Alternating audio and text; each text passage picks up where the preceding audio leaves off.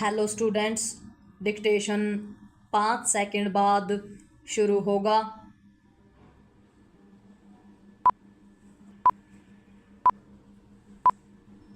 Start.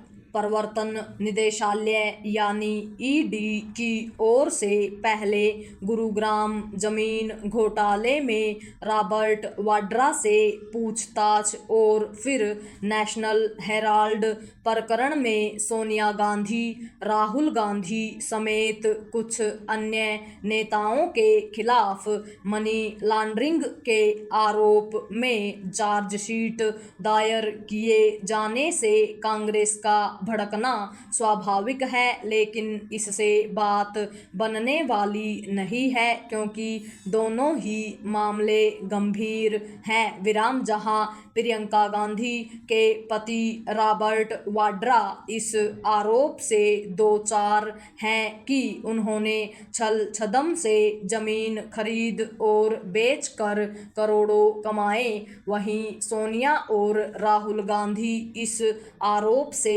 घिरे हैं कि उन्होंने महज 50 लाख रुपए देकर नेशनल हेराल्ड, नवजीवन और कौमी आवाज जैसे समाचार पत्रों का प्रकाशन करने और हजारों करोड़ रुपए की संपत्ति के स्वामित्व वाली एसोसिएटेड जर्नल्स कंपनी को अपने मालिकाना हक वाली कंपनी यंग इंडिया के नाम कर लिया।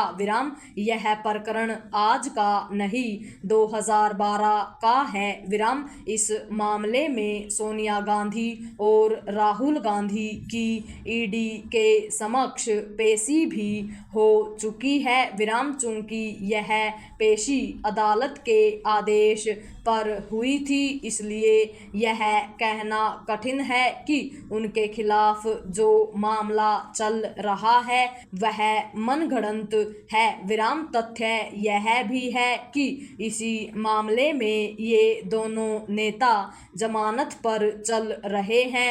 अभी चंद दिन पहले ईडी ने दिल्ली, मुंबई और लखनऊ में एसोसिएटेड जर्नल्स की संपत्तियों को जब्त करने की प्रक्रिया शुरू की थी।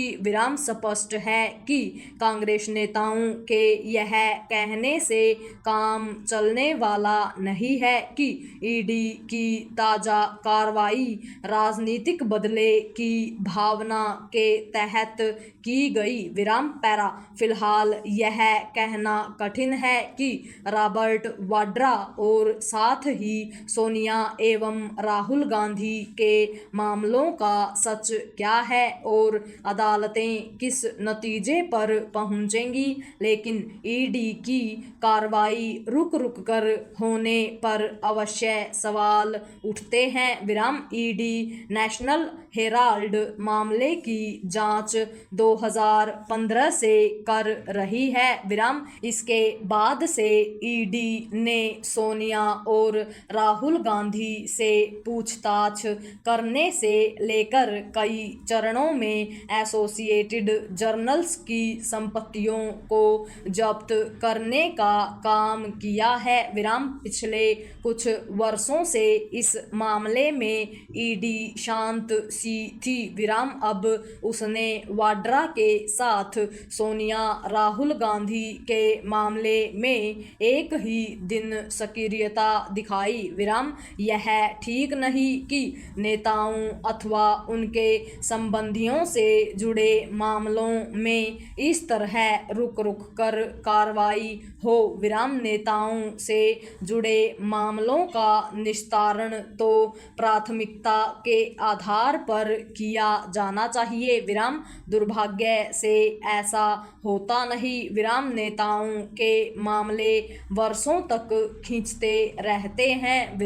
इसके चलते न केवल ईडी और सरकार के इरादों पर सवाल उठते हैं, बल्कि आर्थिक अपराध के आरोपों से घिरे नेताओं को यह कहने का अवसर मिलता है कि राजनीतिक कारणों से उन्हें परेशान किया जा रहा है। विराम। कुछ तो ऐसे आरोप लगाकर चुनावी लाभ भी उठाते हैं। पूर्ण विराम।